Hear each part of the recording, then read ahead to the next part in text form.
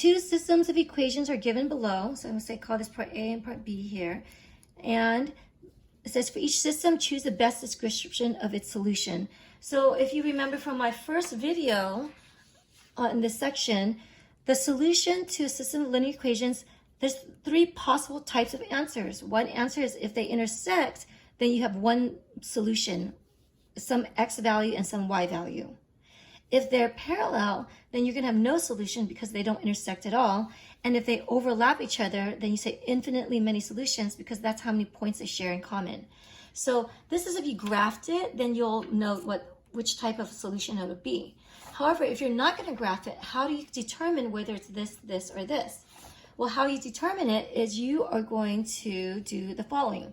So here in this problem, I am going to let's go ahead and use the method of elimination again because I see that the x's are lined up, the y's are lined up, and the numbers are lined up. So when I do the method of elimination, I'm going to add these two together, and I notice that these are already opposites, so I don't need to manipulate it. Negative x plus x. What does that give you? 0. 2y minus 2y. What does that give you? 0. Equals 8 plus 8 is 16. So I end up getting some funky monkey equation that's 0 equals to 16. Both variables eliminated, and I'm left with a statement that is false.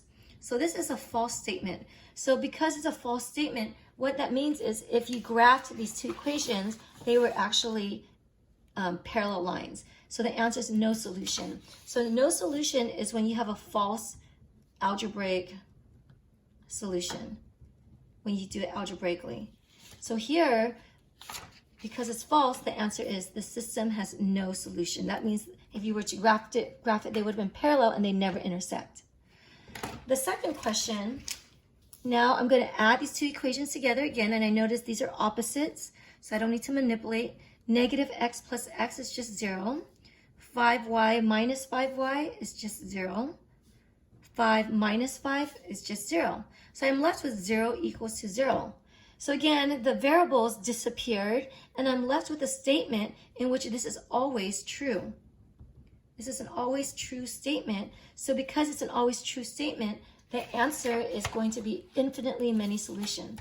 So this is when you have a true algebraic equation at the end. So when you get something that's true, such as this, the answer is infinitely many solutions.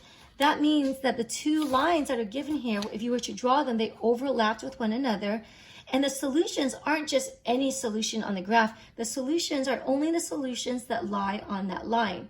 So these two lines are actually the same line, and the solutions are only the ones that lie on that line. So therefore, the answer is the system has infinitely many solutions.